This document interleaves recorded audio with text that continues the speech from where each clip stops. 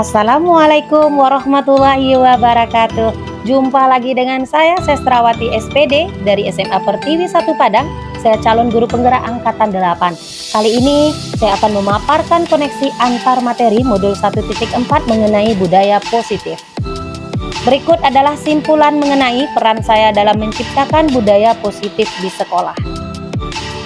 Sebagai seorang guru yang baik, penting bagi saya untuk memiliki kemampuan dalam mewujudkan budaya positif di lingkungan sekolah.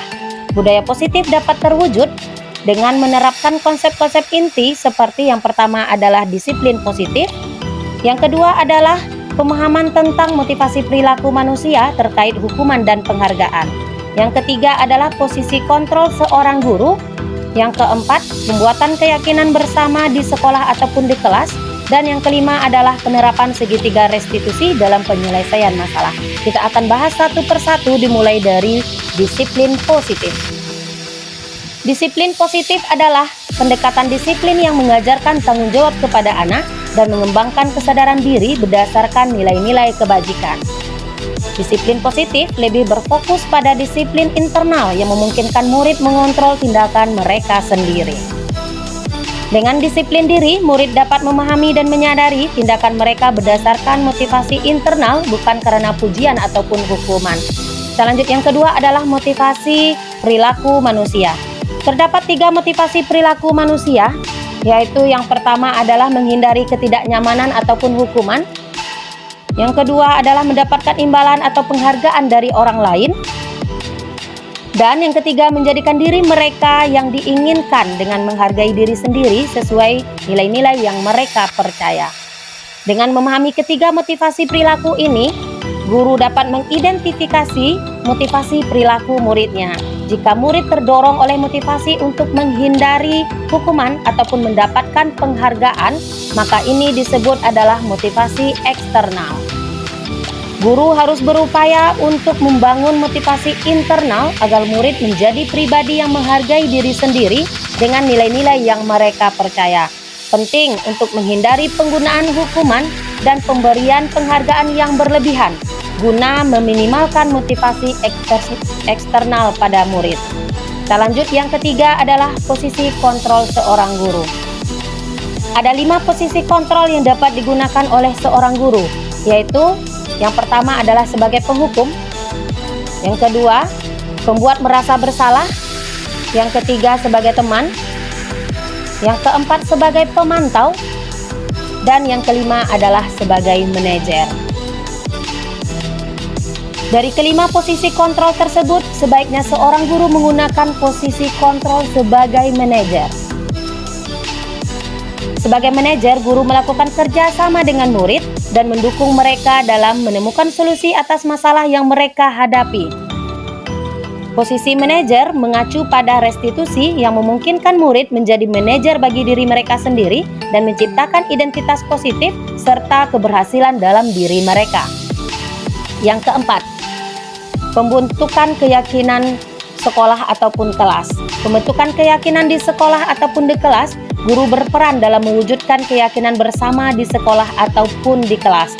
Melalui kesepakatan antara guru dan murid dapat dilakukan dengan secara diskusi. Keyakinan tersebut berupa pernyataan universal yang mudah diingat dan dipahami dan harus diterapkan dalam lingkungan sekolah. Yang kelima adalah segitiga restitusi. Penerapan segitiga restitusi dalam penyelesaian masalah. Sebagai seorang guru yang berperan sebagai manajer, saya menggunakan segitiga restitusi dalam penyelesaian masalah dengan melalui 3 tahap. Tahap yang pertama adalah menstabilkan identitas. Tahapan yang kedua adalah validasi tindakan yang salah. Dan tahap yang ketiga adalah menanyakan keyakinan. Tujuan dari hal ini adalah menciptakan murid yang mandiri dan bertanggung jawab. Kemudian kita lanjut. Terdapat keterkaitan antara materi budaya positif dengan 3 materi sebelumnya. Dengan menjalankan budaya positif di sekolah, kita akan lebih mudah mencapai tujuan pendidikan nasional sesuai dengan filosofi Ki Hajar Dewantara, yaitu pendidikan yang berfokus pada perkembangan potensi yang ada pada murid serta mewujudkan sekolah yang nyaman, aman, dan berpihak pada murid. Untuk mewujudkan budaya positif ini, penting bagi seorang guru untuk memiliki 5 nilai guru penggerak, yaitu berpihak pada murid, mandiri, reflektif, kolaboratif, dan inovatif.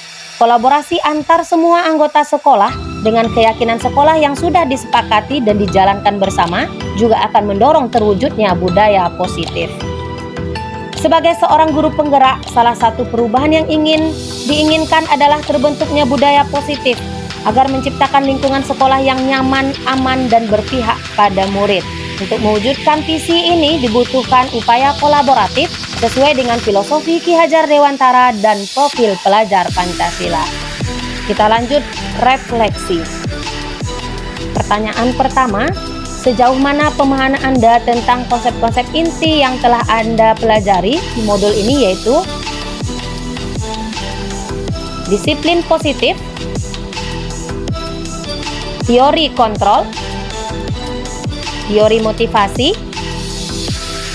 hukuman dan penghargaan, posisi kontrol guru, kebutuhan dasar manusia, keyakinan kelas, dan segitiga restitusi. Saya sangat menyadari sekali semua konsep ini harus diresapi dalam diri, diwujudkan dalam tindakan, dan dibagikan pada rekan guru di sekolah.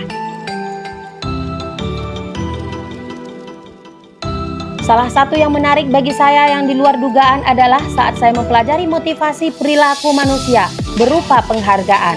Ternyata penghargaan dapat berdampak negatif bagi murid, seperti merusak hubungan, mengurangi ketepatan, menurunkan kualitas, dan mematikan kreativitas. Penghargaan dapat bersifat menghukum. Pertanyaan yang kedua, perubahan apa yang terjadi pada cara berpikir Anda dalam menciptakan budaya positif di kelas maupun sekolah Anda setelah mempelajari modul ini? Setelah menyadari hal tersebut, saya mulai memahami bahwa posisi kontrol yang sering saya lakukan adalah sebagai penghukum dan pemantau. Seharusnya saya harus berperan sebagai seorang manajer. Pertanyaan selanjutnya, pengalaman seperti apakah yang pernah Anda alami terkait penerapan konsep-konsep inti dalam modul budaya positif, baik di lingkup kelas maupun sekolah Anda? Saya mulai melakukan segitiga restitusi dalam penanganan masalah pada murid saya. Sebagai contoh adalah saya menangani kasus murid saya yang tertidur pada saat jam pembelajaran. Saya menggunakan langkah-langkah segitiga restitusi mulai dari tahap menstabilkan identitas, validasi tindakan yang salah, dan menanyakan keyakinan. Selanjutnya, pertanyaan yang berikut, bagaimana perasaan Anda ketika mengalami hal-hal tersebut? Perasaan saya sangat termotivasi untuk terus memperbaiki diri sesuai dengan nilai-nilai budaya positif. Selanjutnya, menurut Anda, terkait pengalaman dalam penerapan konsep-konsep tersebut, hal apa saja yang sudah baik? Adakah yang perlu diperbaiki? Hal yang sudah baik menurut saya adalah mulai munculnya motivasi internal pada murid untuk melaksanakan budaya positif sesuai dengan nilai-nilai kebajikan yang diyakini. Namun, hal yang perlu diperbaiki adalah posisi guru yang seharusnya berperan sebagai manajer. Selanjutnya, sebelum mempelajari modul ini, ketika berinteraksi dengan murid berdasarkan 5 posisi kontrol, posisi mana yang paling sering Anda pakai dan bagaimana perasaan Anda saat itu? Setelah mempelajari modul ini, posisi apa yang Anda pakai dan bagaimana perasaan Anda sekarang? Apa perbedaannya? Sebelum saya mempelajari modul ini, saya selalu berada pada posisi kontrol. Yang sering saya lakukan adalah penghukum dan pemantau, sehingga membuat saya selalu merasa bersalah karena harus memberikan hukuman ataupun konsekuensi saat murid berbuat kesalahan. Namun setelah saya mempelajari modul ini, saya mulai menerapkan posisi manajer dalam menyelesaikan masalah.